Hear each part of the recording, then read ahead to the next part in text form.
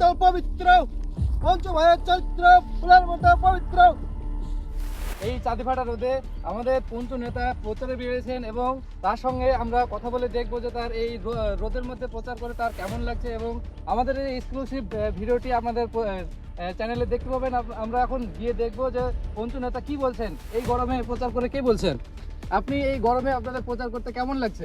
এই রোদে আমাদের খুব ভালো লাগছে, জনগণ রোদকে উপেক্ষা করে আমাদের সঙ্গে হচ্ছে, ভোট প্রচার ভালোই হচ্ছে আমাদের, আমার কোনো অসুবিধা হচ্ছে না, রোদে আমাদের ঠিকঠাকই আছি সব।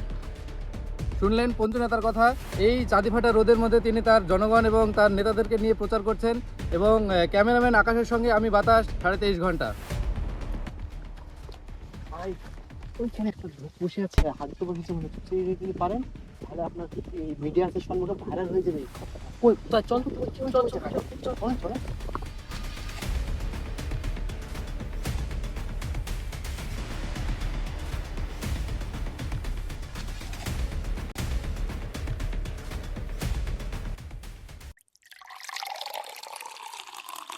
এই মুহূর্তে সব থেকে বড় খবর আমি আপনাদের সামনে তুলে ধরবো যে পঞ্চু নেতা ভোট প্রচারে এসে তার নিজের ভোটারকে বাগানে ঢুকে ছুচিয়ে দিলেন, সেই এক্সক্লুসিভ ভিডিও আপনাদের সামনে তুলে ধরবো এবং ভোটারের সঙ্গে আমি কথা বলে দেখবো যে তার কি অনুভূতি।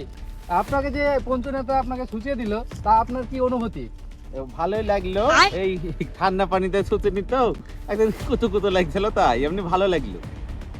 এই যে পঞ্চু নেতা আপনাকে ছুচিয়ে দিল, এইরকম কি আগে কখনো আপনাকে ছুচিয়েছে কেউ? ওই না সুচাইনি, ছোটবেলায় মা সুচি দিত, ওই পা দিয়ে আইকে রেখে সুচি দিত, ওই আর এমনি কখনো সুচি দেয়নি। আচ্ছা, আপনার নামটা কি জানতে পারি? আমার নাম কাশেম মন্ডল। আচ্ছা, শুনলেন ভোটারের কথা, এবার আপনাদেরকে শোনাবো নেতা কি বলে। এই যে আপনি একটা আপনার ভোটারকে ছুচিয়ে দিলেন, তা ছুচিয়ে দিয়ে আপনার কি অনুভূতি? প্রত্যেকটা নেতার নৈতিক কর্তব্য জনগণের সেবা করা, আমি ওনাকে ছুচি দিয়ে আমি নিজে গর্বিত।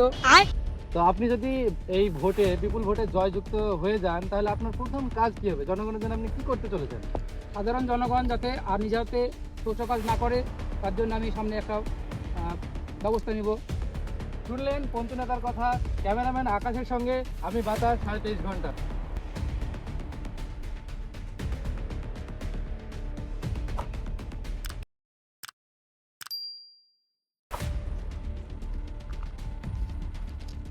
জানেন দাদা, আপনাকে ভেবেছিলাম পাস করাবো, কিন্তু বিরোধী দলের নেতা যেভাবে প্রচার করছে একদম শিরোনামে চলে এসছে।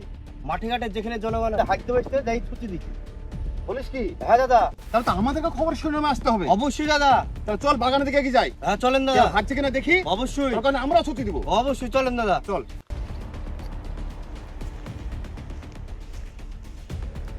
আরে আশেপাশে দেখ কেউ কোথায় হাঁটতে বসে কিনা। হ্যাঁ দাদা, দেখছি দেখছি।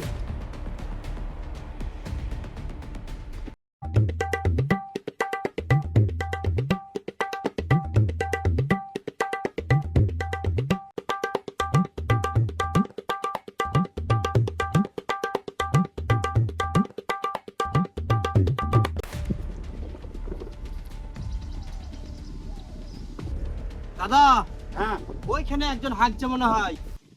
চল চল চল চল গিয়ে দেখি। চলেন চলেন দাদা, চলেন চলেন। ও মা, জারিরা এদিকে আসছে নাকি? ভোটের সময় মাঠে ঘাটে হাঁটতেও আরাম না।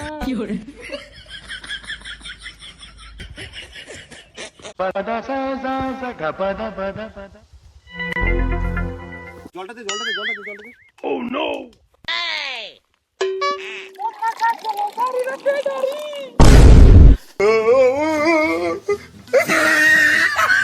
দাদা দাদা, উঠেন দাদা। হ্যাঁ হ্যাঁ হ্যাঁ।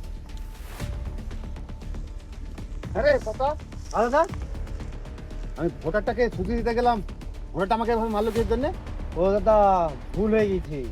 বিরোধী নেতা যাকে ছুটি ছিল সেটা ছিল বেটা ছেলে, আর আপনি যাকে ছুটি ছিলেন এটা তো মেয়ে ছেলে। হ্যাঁ বলিস কি? তাহলে তো আমি সংবাদ শিরোনামে চলে আসবো এর জন্যে। আশেপাশে কোনো সাংবাদিক নাই তো দেখ।